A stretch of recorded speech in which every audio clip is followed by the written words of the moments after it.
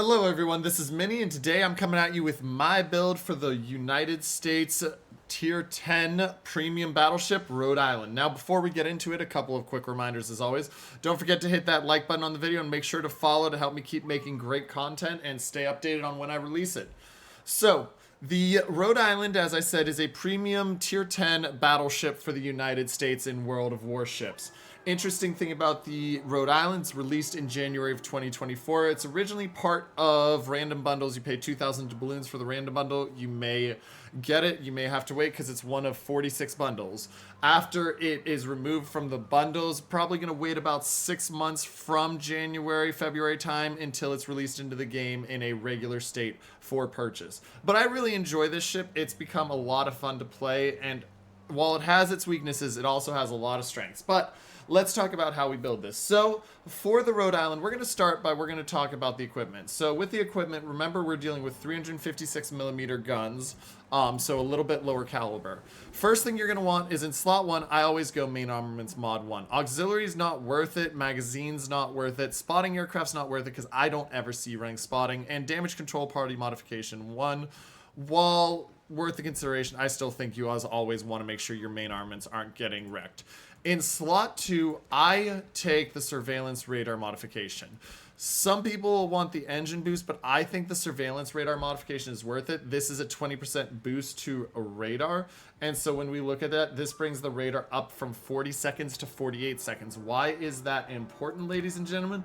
Because your main battery reload time is 22 seconds. So by adding that extra 20%, you have now given yourself the ability to get off 2 salvos guaranteed under radar if you're ready to shoot as soon as you pop radar, as opposed to the only 1 guaranteed salvo you were originally given. So I highly recommend that.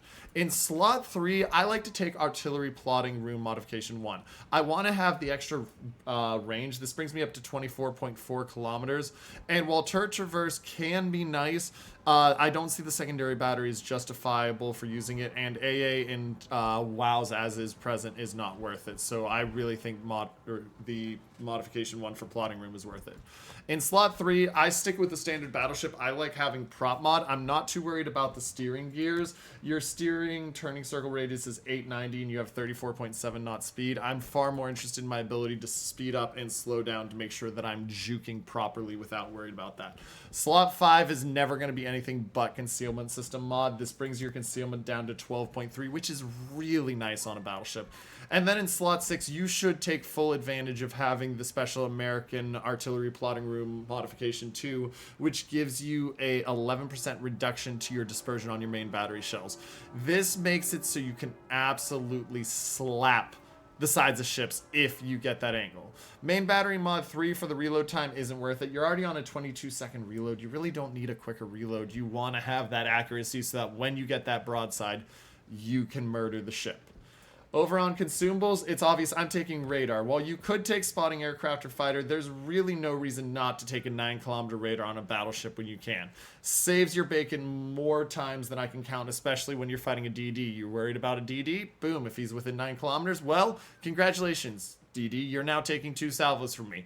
If you got a cruiser, HE spamming cruiser, AP spamming cruiser in close range with the quick shots, once again, within 9 kilometers and smoked up, well, too bad. You're taking 2 salvos from me, and hopefully I'm citadeling you to death.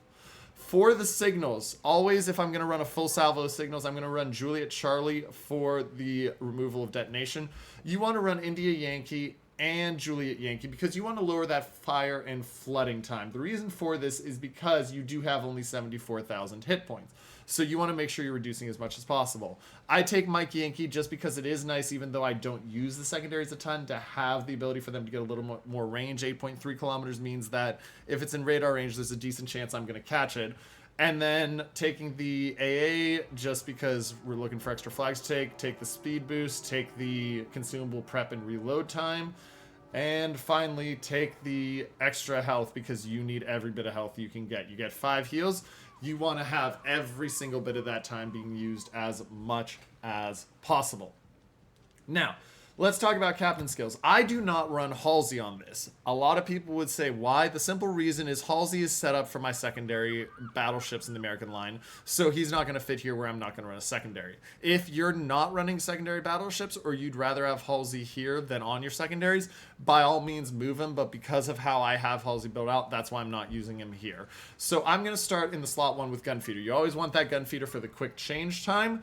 In slot 2, I prefer Brisk. They recommend that you take Grease the Gears, and while Grease the Gears would be nice because you are dealing with, as you can see, a 36-second 180-degree turn time, I think Brisk for the extra speed when undetected is worth more. It allows you to get closer, it allows you to get moved faster, and when you only have 12.3 kilometer detection, you can get some nice flanks out and then pound them with your AP on the broadside.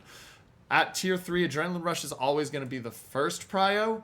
And then at tier 4, I run all 4 skills. I run all 3 skills. I run the standard battleship. You get the emergency repair expert for the extra heal. You run the concealment expert to lower the detectability range, and you run the fire prevention because you are at risk of catching fires. And with that lower health pool, I don't want to deal with worried about it. Some people would say you don't need fire prevention on this. I tend to like it. I can't see any time I'd ever use Furious, and I don't think manual secondary battery aiming is worth it as much on this. CQC is not worth it because of the fact that it's the 8.3 and you only get the 10% buff. So if I was going to get rid of that, I'd probably go for some more tier 3, tier 1, tier 2 skills, but I like to have it. Now, I personally like taking basics of survivability. I like having the module restoration time, the fire extinguishing, and the fluttering recovery time lowered. This is really important when you have less health than a lot of other battleships at your tier, and you're going to deal with a lot of HE spammers, so I like having basics of survivability. Some people might want the improved repair party readiness, which I could definitely see an argument for, because you can easily rack up 2 million potential and still be alive, but I prefer it there. And so by taking that, I do give up on Grease the Gears and the Consumable Specialist, which would mean that I'd have my engine boost and radar up quicker, but I think it's a worthwhile trade to do it this way. Final things on it. For economic bonuses, your economic bonuses are going to be pretty standard. I recommend taking credits, I recommend taking Commander XP, and I recommend taking free XP. It is a tier 10, so you don't get quite the boost on credits that you would if it was a tier 9, so you can always get away without the credits modifier if you want. But on the Commander XP and the free XP, you should be running as many as possible so that you're building that Commander XP and free XP up as quick as possible. Anyway, that's how I build the Rhode Island. Don't forget to like the video and subscribe to the channel to help make me keep making great content. And this is Minnie, signing off.